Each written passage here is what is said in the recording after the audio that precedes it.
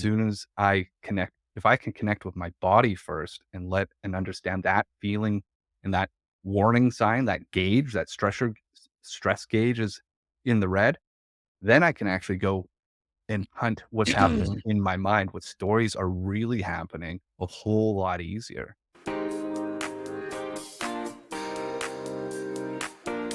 Strap in for a roller coaster ride where curiosity, humor, laughter, and the odd case of wisdom is applied to understanding the adventure of life. Welcome to the Rawle and Gene Show, the power of coaching, guided by two knuckleheads who invite you to sit in the front car with them on this ride. Trust us, it's not as serious as it sounds. And high fives are included.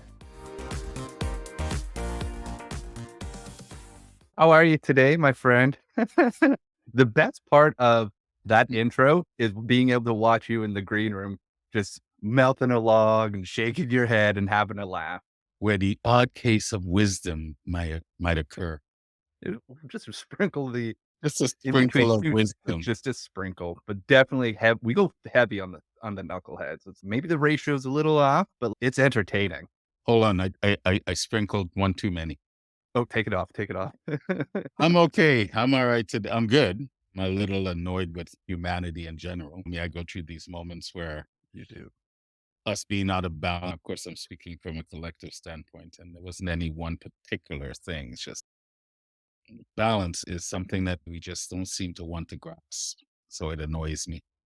The the Gemini, the part of the energies that's still about justice, it drives me crazy because balance is so key to us transforming, at least from Mm. my perspective. So anyway, welcome to the Roland Gene Show. Where we talk about balance and a little bit of wisdom and a whole bunch of humor. As And I as I think there's something about some antidotes somewhere in one of the old versions. how you doing? I'm doing good, brother. Yeah. This morning, like I told you, I started my day with a bike ride, and I always avoid jumping into the creek that's here by my house. Today, for whatever reason, I was just like, I'm doing it. There's going to be a video coming out about that experience, but it was actually a lot of fun to say yes to something that I wanted. Why Was it why going to did be you avoid it for so long? I don't know. It was just like, what if somebody like, I don't have a towel? It was all the weird things like, oh, you didn't bring a towel. You didn't have your bathing suit. But what if somebody steals your bike? Be like all these weird like excuses. And when I Yeah. just pulled my bike to the side today, looked at it, I'm like, fuck it. I even reached out to my friends Mike Prince and Trevor Turnbull. They had a show called what was it? Anyways, we would have to spend 10 minutes in a cold creek. And I just heard their voices going, sit down in it. Creek's running really low. I'm like, "Oh, how am I gonna actually be able to, like, submerge?" Oh, yeah, I totally found a spot that I could do it. Popped in, thought, "Oh, 1 minute." The next thing, I'm like 5 minutes in, I'm like, "Oh, shit, I actually gotta go home and get some stuff done today." Well, I was just gonna say, do you think part of why you didn't do it is I don't know. I mean, I've heard people because I know the Mission Creek. Oh, it might be polluted, it might be dirty. Because when I look at my time when I was still I'm living in Toronto now. Back in the day, Back in the day uh, when you were here in Kelowna. back in the day, in my early days in Toronto, I used to live right down by the lake, Mm. and we always heard, "Don't go into Lake Ontario. Bad. You don't need to fish. It's polluted." Blah blah blah. And Harris was a little boy, and he always wanted to go in the water. At first, I'd be like, "No." And one day I realized, how do you know for sure? Mhm. Just because someone said so? So we started going in. So far, we haven't turned green and started glowing at night. So that's why I asked. I haven't noticed me do. Maybe I am glowing. It's all good. Well, Raw, they've been saying you've been glowing for years. I'm glad you decided to ditch the nay voices and put your bum in the lake. Well, not the lake, in the creek. Flows Yeah, into the lake. flows into the lake. Mhm. It's interesting sitting there. It is such a metaphor for life. Sitting on the edge going, should I? Shouldn't I? What are Mhm. they gonna think? What am I gonna miss out on? What am I going to blah blah blah? And I finally was just sitting there going, fuck it, let's just go. Mm. I want to do it. If I don't like it, I won't do it Mm. again. But if I like it, I may do it again. And what are the different sets of consequences that I'm gonna get out from it? I think also our show, because our the Rawle and Gene Show, the podcast is available on all podcast platforms. Episode 4 talks about choices and consequences. And I think that must have been rattling in my head a little bit because I'm like, what's the consequence if I do this?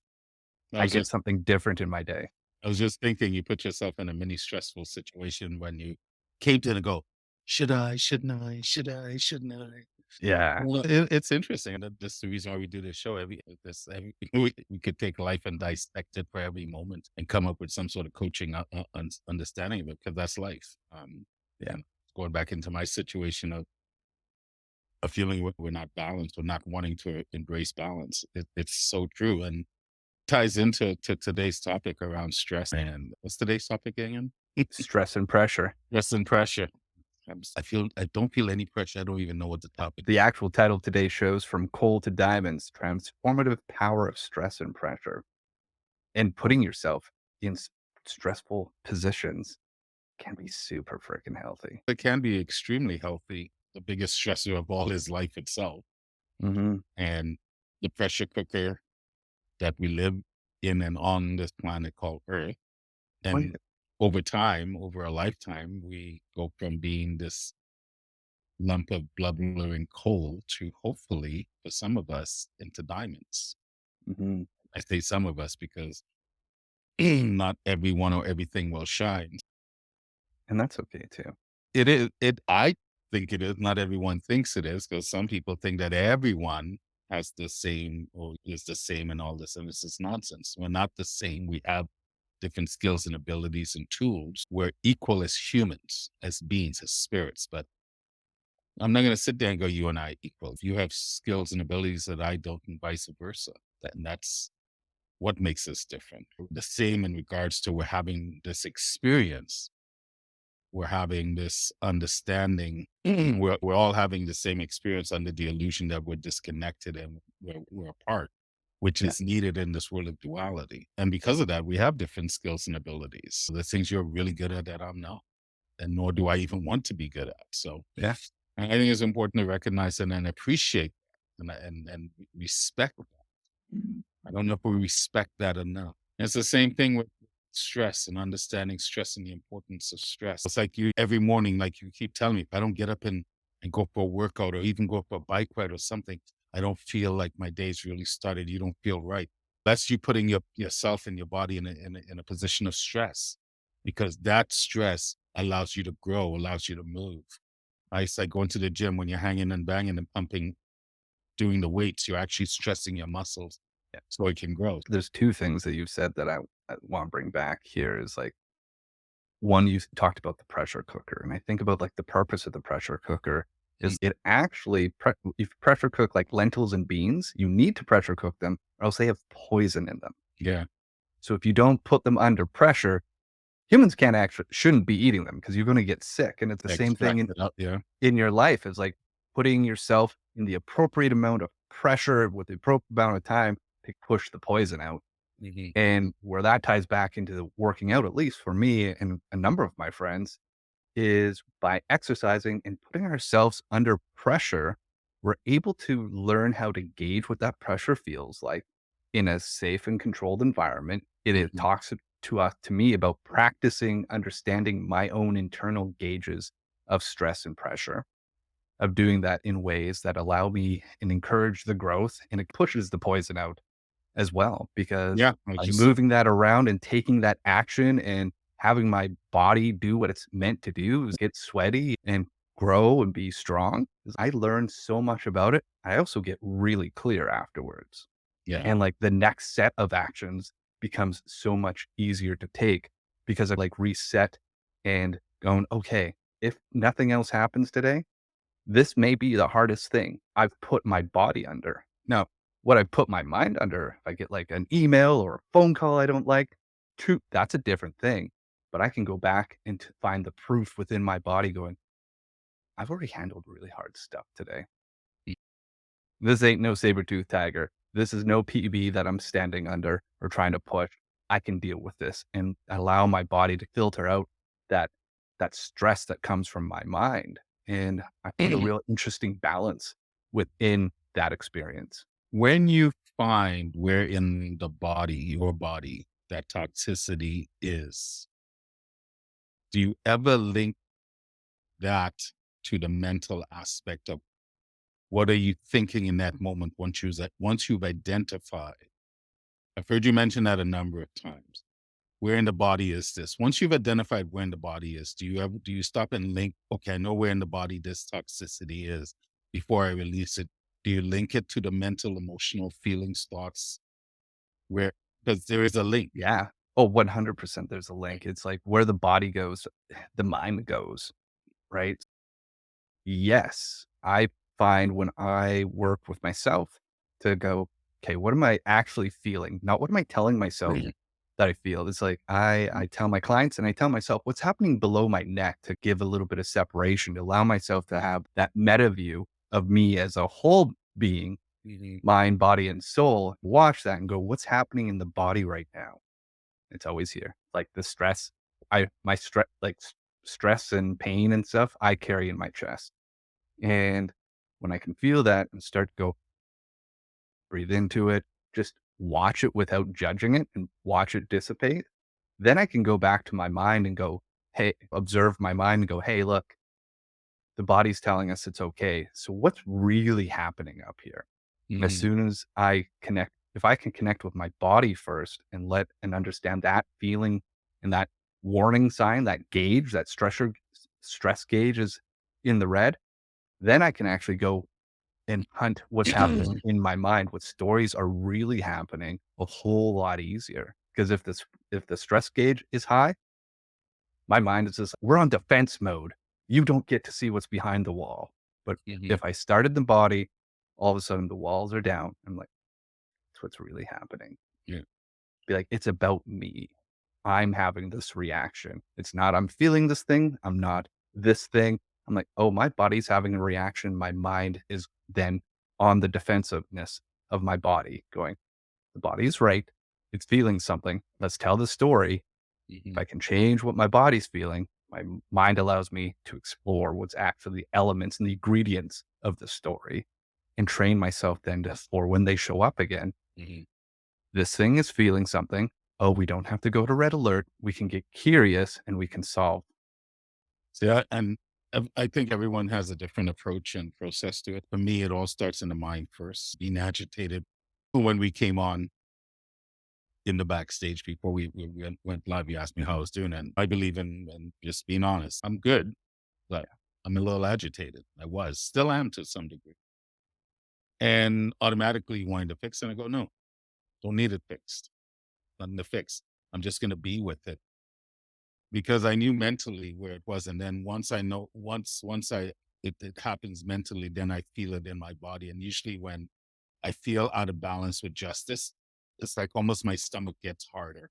Not so much bloaty, but harder. And so I was feeling it. I was like, "Oh, okay, that's what it is." I knew what it was, but it was like the body gives me that affirmation of what I already know. And like I said, I don't think it's right or wrong. I think everyone has a different way of processing this, but I think the key is to process. My Yes. nephew's And going be through a with it. big life challenge right now. He's only 18, so he's feeling the stress and the emotions, all this. I said, based on your understanding of where you are right now, do you think you have the ability to step out of the emotions of the situation you're going through so you can get a 360 view before you make any decision? Well, that's why I said, do you think you have the capacity to do? Not everyone does. He's only 18, but he might. But for me, it was giving him the invitation or issuing the invitation to maybe stop, pump the brakes, breathe, so you can look at this in a different way. And to me, this is the invitation around understanding stress. Stress is such a necessary component in our lives for growth, for development, for everything. But it's like anything else. If you're out of balance with it, it has obviously detrimental effects. I love eating beans, but if you eat beans all the time, I don't care how much you remove the toxin, it will eventually hurt you. Yeah. So it's about finding the balance with everything because I don't believe it. These things are necessarily showing up to harm you. It's like anxieties. Anxieties actually don't show up to harm you. But when you get out of balance with them, when you're allowed to ruminate in your mind and take over your thinking, that's when it becomes very dangerous. For me, is always let I try to identify it first and then where is it? Where am I feeling it? But I love the way you talked about it because I think it's so important. And we fear things that we don't understand. So I'm always inviting people take the fear out and try to understand it before you Well, even say you're afraid of it. Do you even know what you're afraid of?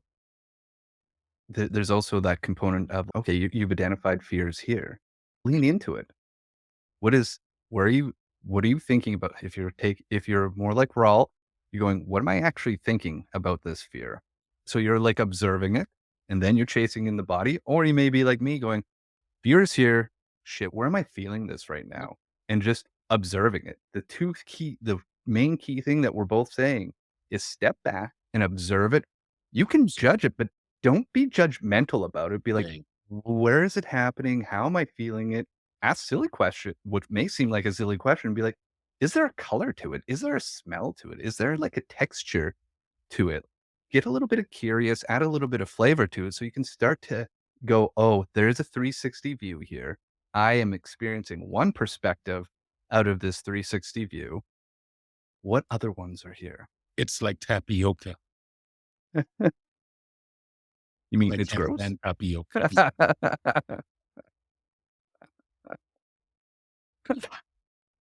My stress is like tapioca. Ugh.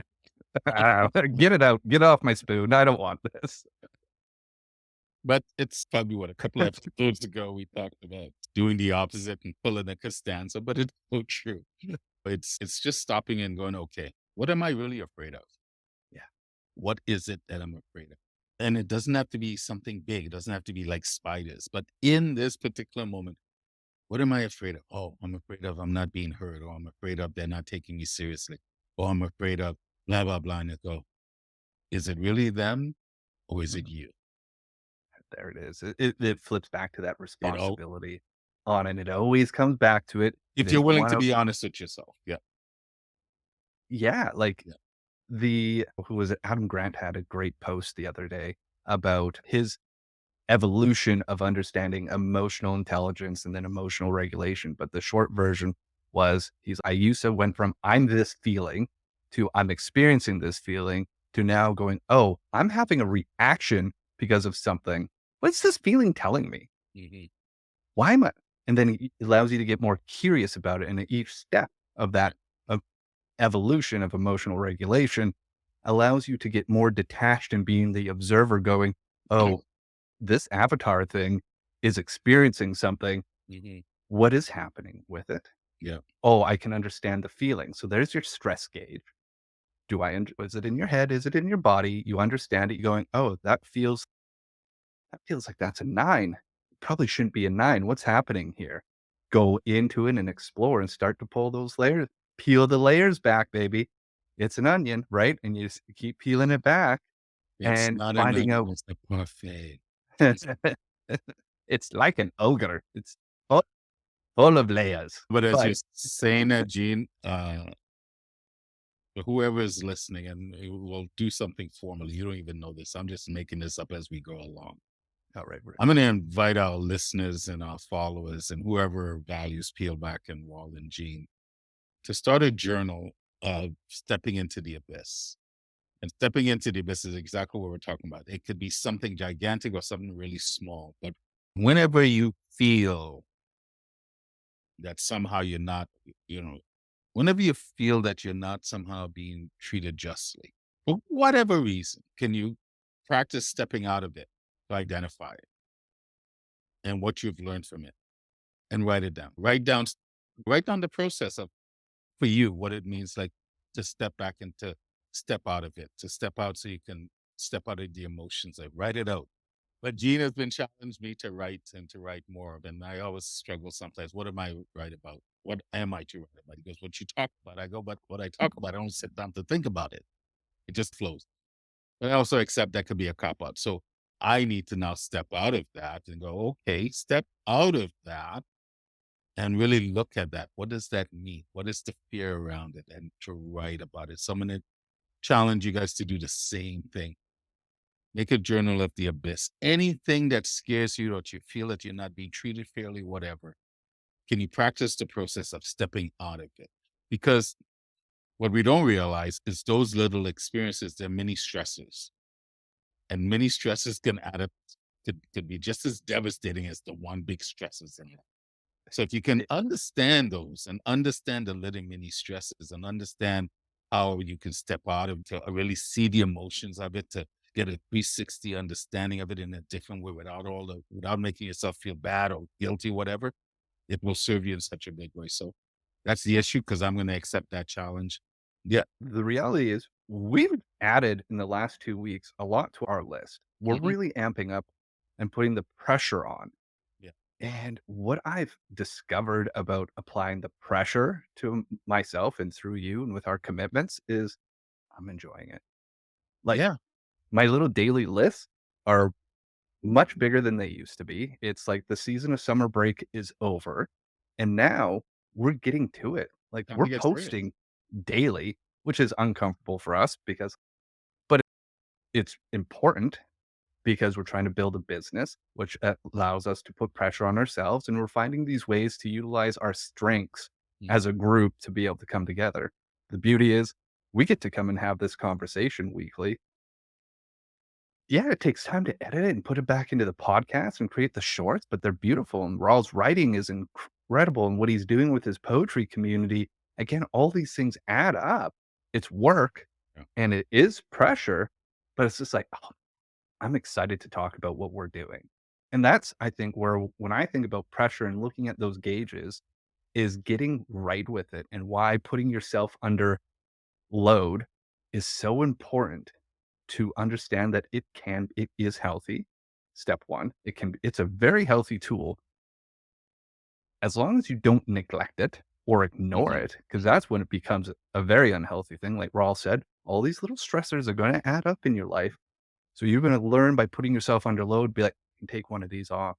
I'm starting to gain the confidence, just like you were talking with your nephew. It's like, do you have the capability to do this? The answer is yes, you have the capability. The choice is, do you want to do something with it? Do you Mhm. want to experience something different?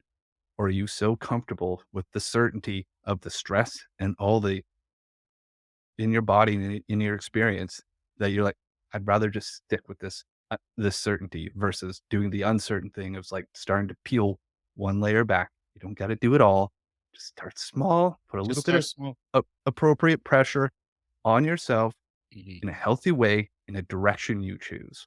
And the key is to recognize doing this actually contributes to the notion that you do have control. Yeah. And what you have control over is you. That's the only thing you really have control over. Just from my little talk with Gene before we came on air, it was very therapeutic because Gene being Gene tried to fix it. And I told him, doesn't need to be fixed. I just need to be in it. And he said, okay. So we were in it. We talked. And here we are. And here we are having And a here we laugh. are. And, I feel way better. I didn't need him to fix anything. He just showed up. He was showing up anyway, but he showed up. And that little mini stressor that we went through before the show started is what prompted all this. Is that the only thing I had control over was me. And I allowed Gene with his energies. He offered, I declined. He accepted it beautifully, said, okay. And we just kept moving on. And to me, look what it yielded. When you can do that with others, but when you can do it with yourself first, it's so much powerful. And you start realizing, I, I do have control, but I have control over me. I have control on whether I react and respond. And reacting is, like I said before, it's not a bad thing. Sometimes you need to react, but you'll get to a point in your life where you're reacting, but you're actually responding because you're doing it so quickly. You're moving through the experiences so quickly. So when we talk about mindfulness, this is why I always tell people mindfulness is really about how can you be fully present in everything. So how can you be present in your stress? How, That's a beautiful question. right? I'm going to write it down. How can you be present? What I see, the empowering words that come up when you ask that question is it's empowering. It Mhm. reminds us that we have agency in our life, right? We can choose to be in the direction of it. And just like how you made you asked, I just want to be in this thing before the start of the show. There was some pressure. within it, but, like, when you're in the stress is I'm okay to be in it. Yeah. Yeah.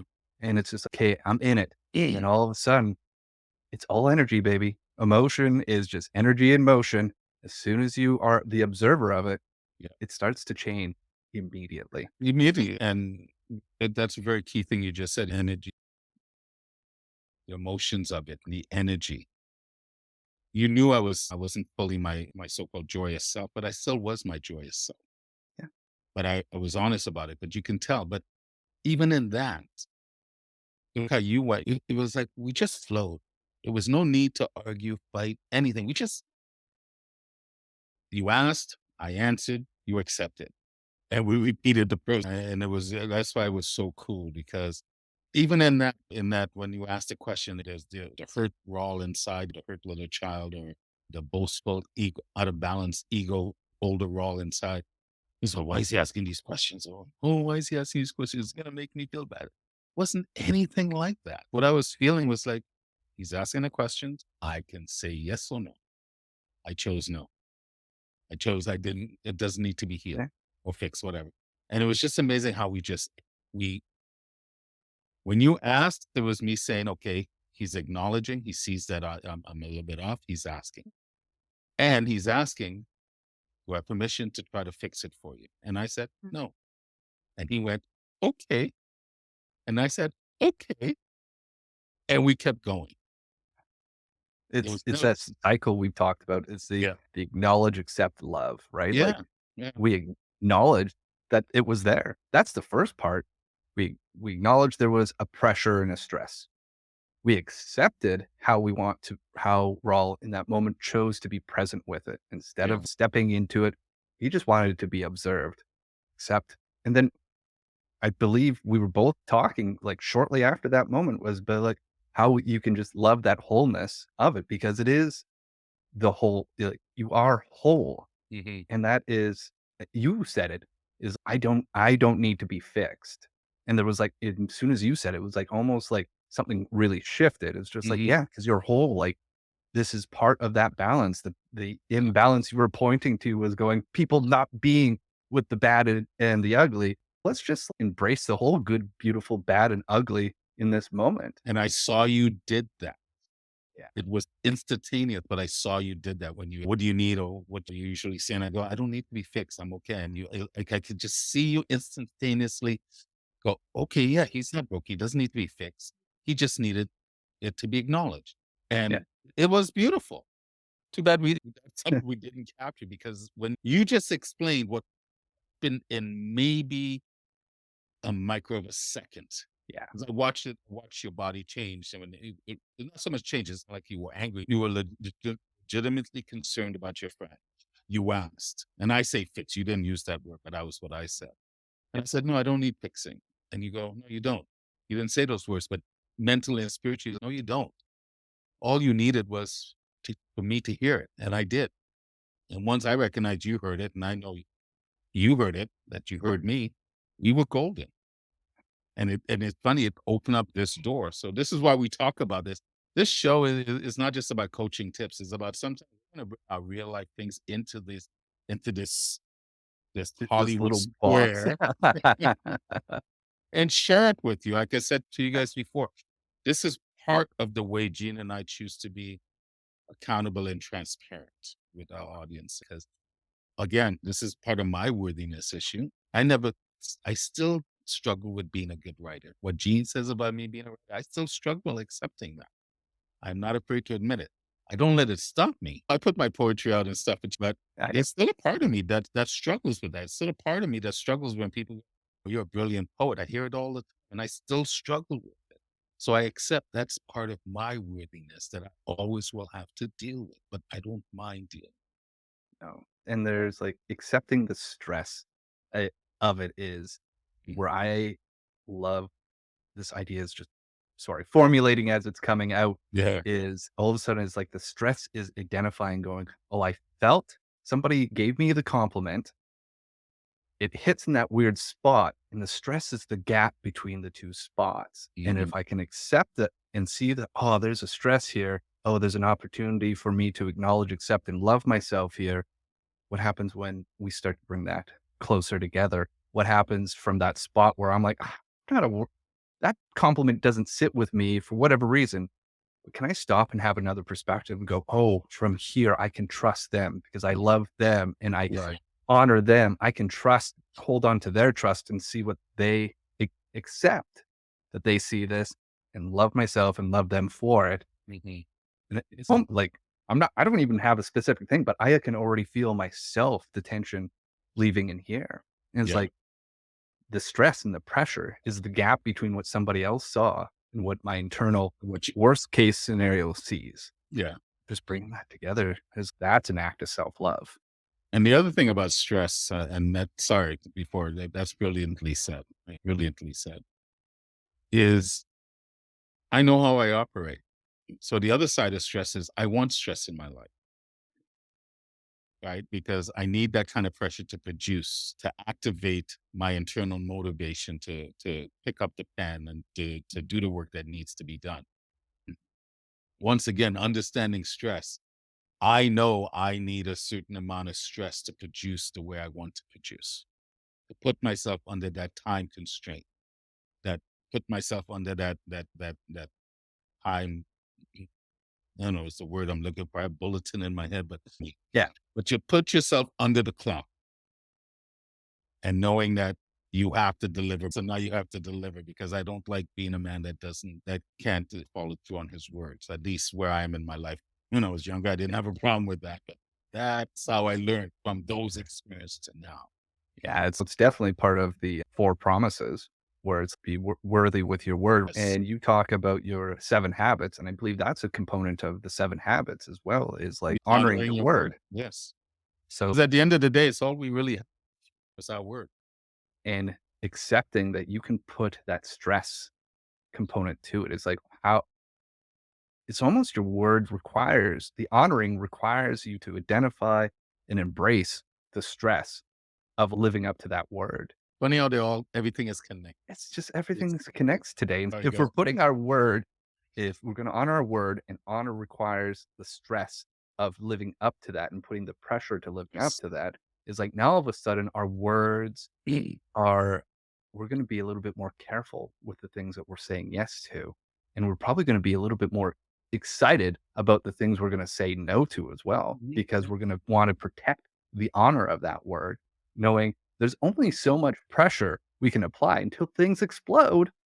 The things that if we're not careful and pressure builds and builds, we explode in some shape or form.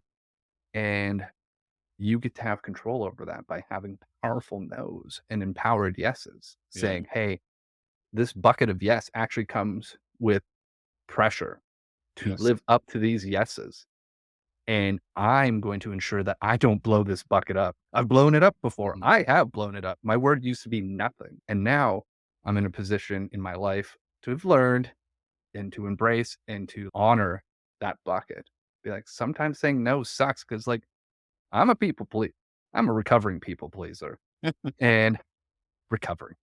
Yeah. It's a process. But like, the difference is the honoring of the boundary. The boundary isn't about keeping them out. It's about saying, when I give you a yes, I want you to know this is a we are seeing this through. Right. It's a Not that my full yes is a maybe. We'll see. Be like, no, this is a full motherfucking yes. it's a And that full is yes. why those boundaries all of a sudden become so much more empowering. And you can flip that around, being like, as a previous people pleaser, now I'm in service, truly, because I'm choosing to be. Not because I want you to like me, not because I need you to be my friend or validate me. It's because I've said yes to it and I expect nothing else from it. And And that you're is choosing to be power. balanced with you are a people pleaser. That's not gonna go away. What you're saying yes to now is yourself Hmm. and putting yourself first in regards to that understanding. And it because I truly believe when you put yourself first and you understand how to be selfish in balance, and the key is in balance. When you do that, when you put yourself first, it benefits every or it benefits the ones that want to see the benefits. And you can't say Yeah. can't the then go to benefit everyone because not everyone will see that. But when you do that, you stand a chance of understanding the stresses in your life and how to use them properly and when to use them and when it's apropos and all this stuff because you're saying yes to you and you're pleasing you inbound with stressors and pressure is understanding how to be in balance with, Yeah. And right? I think as well, it's like the idea of balance is it's almost like the scales, right? And there's a wave to it. There's a rhythm to it. Mhm. And at first you're going to be like doing big swings, but eventually you're going to get it moving. It's Yes. always going to be moving, right? Always That's gonna be. like balance isn't stable. It Balance isn't. is No. always got a little bit of shift to it. It's like, how are you going to learn to manage and reduce the big swings to get to a point you're like, "Oh, this is my rhythm." Whatever rhythm that You remember is. when we were on the playground as kids playing on the teeter-totter? And we're always instead of we always did the big bouncy up and down, but there was a period I remember playing with my friends where we're both sitting on the ends and we're trying to get the right amount of pressure so we could both be Just say, balanced. "Yep." Yes, that. But that's what reminded me because you were doing that. You have to go back and forth. Like today, this feeling that I have that people are out of balance. I need to sometimes be just that little bit off kilter to appreciate coming back into balance. I don't need to go all the way anymore. No, Just being out a little. But that was a great example. Anyway, I think we're getting close to we are getting to the end of our time yeah. here today. And as far as taking us where you go, we do have this as a podcast available on all your podcast platforms. Make sure to go hit that and follow. And if you like what you're hearing, please leave us a review. It actually helps us get found so more people can find us on the audio platforms. Before Go And ahead, Ron. not just the reviews. I would invite you to tell your friends. I'm going to put a post out this week coming up on that, but also leave your comments, things that you like about the show, you don't like. We're open, but we are inviting you to plug in and get engaged with us and to leave comments. I we can do the standard and share and subscribe and all that stuff, but I'd much rather you leave us comments. What are your thoughts? What are you feeling? What would you like us to talk about next? It's an invitation if you have capacity. I'm doing that flippantly because I did it. But if you have capacity to get engaged and to leave us a comment and just to add more stresses to our lives because we don't. Find more things for us to do, folks. Be kind to us, Give please. me more.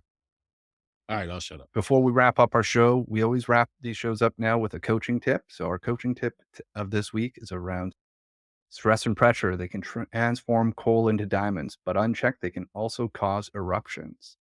Reflect on these. How do you perceive stress and pressure in your life? What are your default reactions when you're faced with stress and pressure? Can you recall a time when you triumphed despite overwhelming stress and pressure? Your body offers built in gauges for stress and pressure designed to guide you. The way you tune in and respond is entirely in your hands. Embrace them, and they can become powerful tools to navigate the diverse moments of life. And that, my friends, is where we're going to leave it for today. Rawl, thank you for always for showing up. No. With everybody else, we appreciate you. Go find that one thing to step into it. Don't forget about Rawl's journal invitation to Yes. explore and be present with stress. And then I'll bring it up again. Anyway, Okay. thank you, folks. Love you all. All right. We will see you all next week. Oh, one last thing. It's the legal language. This podcast is presented solely for educational and entertainment purposes. It is not intended as a substitute for the advice of a physician, professional coach, psychotherapist, or other qualified professionals.